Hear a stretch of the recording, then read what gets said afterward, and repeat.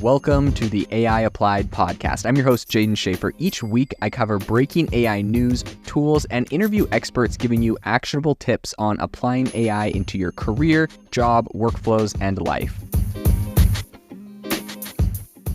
Make sure that you go to aibox.ai, link in the show notes, to join the waitlist for our new AI platform. We're going to be launching an incredible platform that allows you to build anything you want with workflows in AI. So you're able to chain together ChatGPT and image generators and audio generators to make really powerful apps for your organization, or you can host them on our marketplace and actually generate royalties from them. So make sure to go to aibox.ai and join the waitlist. In addition, if you like the podcast, if you could do me a massive favor and please leave us a review on Apple or Spotify or wherever you listen to your podcast. This helps me be able to get better guests on here as they check the reviews to see how you guys are liking it. So if you could please do that, I would really appreciate it. We've all either personally seen or seen the screenshots of people that are getting these canned kind of responses from ChatGPT saying it's unable to comment on something or give a response because it's a controversial topic. This has been really popular lately with politics. You can see ChatGPT, if you ask it to write you a positive poem about Joe Biden, it will do so. But if you ask it to write you a positive poem about Donald Trump, it will say he's a controversial character in politics, and I can't comment on that. So we're seeing kind of this, essentially, some people call it censorship. Some people are calling it trust and safety layer that is getting put on top of the AI. And whatever your political ideologies are, this is something that probably should concern you and you should be very interested in, because whether this is in favor of your personal ideologies or opposed to them, the same tool and tactic is going to be used for you or against you. And in my personal opinion, we need to limit this kind of interaction. Of course, that's my own personal opinion. But regardless of that, today on the podcast, we're going to talk about how this works exactly, why ChatGPT has this, and what are considered controversial topics to ChatGPT. So let's dive into the podcast. As you know, as an AI language model, ChatGPT is designed to provide helpful, informative responses. But there are certain areas that are considered controversial or sensitive.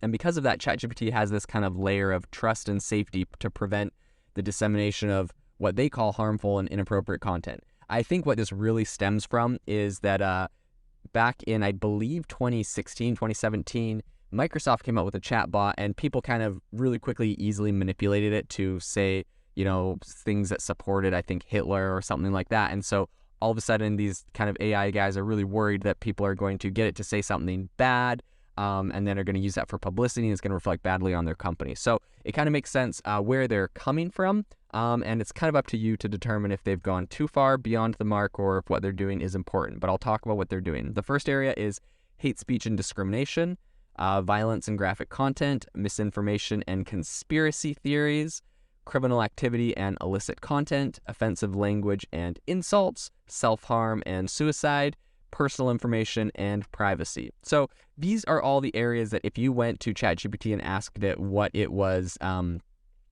of filtering for in the trust and safety layer, those are the areas that they would note. However, the problem with ChatGPT is there is not a lot of transparency. As we mentioned earlier, they obviously have biases towards political parties. I believe there's an article you can look up called ChatGPT is a Democrat, where they asked it a series of questions. It gave its responses on topics, and essentially they put it through one of those tests to determine what political party you're in, and it identified as a Democrat.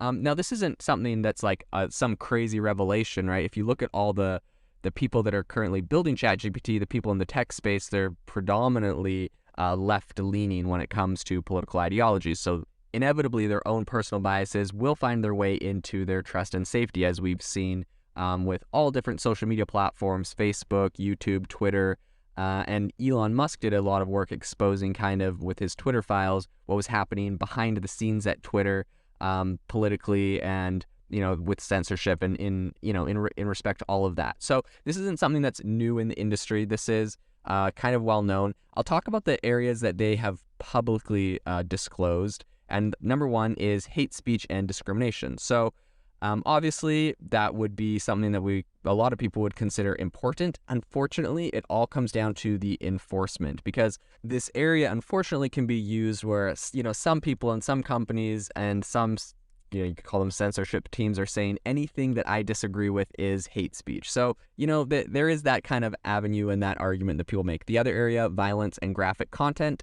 As a platform, this kind of makes sense. You see similar things from YouTube where it doesn't monetize videos that are, obviously promoting violence and whatnot. And so they have a bunch of different rules around that.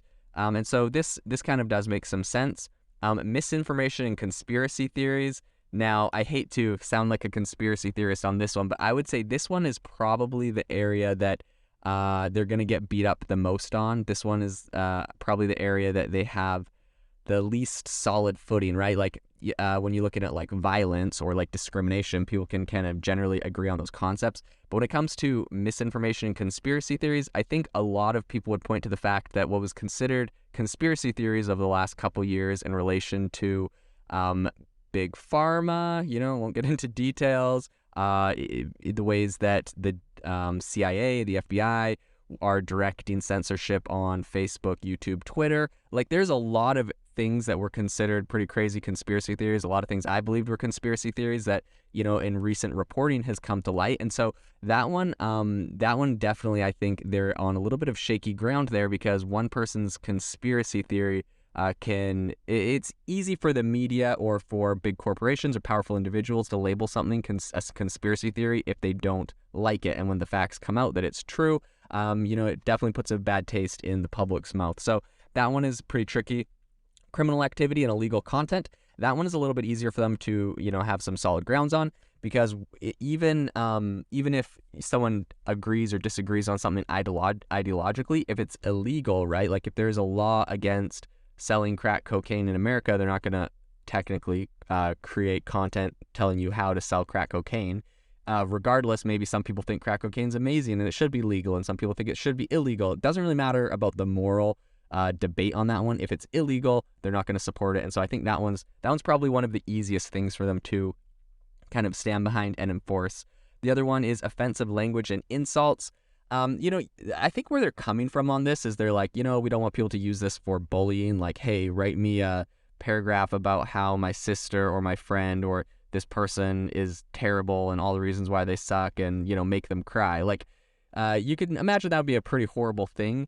At the same time, it's kind of, people's versions of offensive language are definitely different. People have different perspectives on that. So that one I say they're a little bit shaky on. Number 6 would be self-harm and suicide. That one's a no-brainer. That one, I don't think anyone really is going to have a lot of arguments on that. Then also personal information and privacy. I think, that's a very bipartisan topic. No one is going to be arguing that, this thing should be having less privacy or giving out more personal information about people.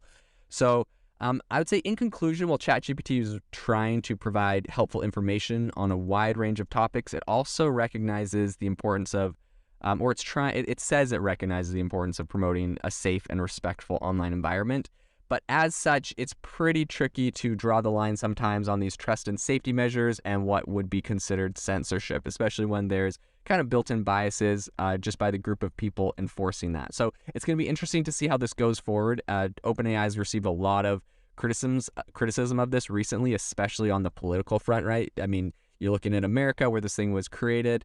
Half the country is conservative, half the country is liberal. By looking at the presidential voting records, this is pretty standard. And you obviously can't have a powerful tool used by everyone skewed towards half of the country and skewed away from the other half. So there's been a lot of controversy on this, a lot of criticism on this.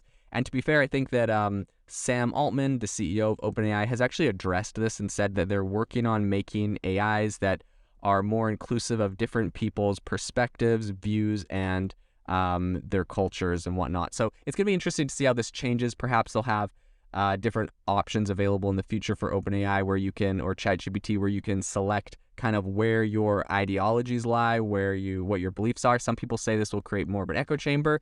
But at the same moment, I say give the people the free choice to create their own trust and safety layers, decide what they do and don't want to see on the platform. And I think that at the end of the day, this is really going to be the way that this is successful. And doesn't sideline people the most. So it'll be interesting to see what they do with this in the future. If you are looking for an innovative and creative community of people using ChatGPT, you need to join our ChatGPT creators community. I'll drop a link in the description to this podcast. We'd love to see you there, where we share tips and tricks of what is working in ChatGPT. It's a lot easier than a podcast, as you can see screenshots, you can share and comment on things that are currently working. So if this sounds interesting to you, check out the link in the comment. We'd love to have you in the community.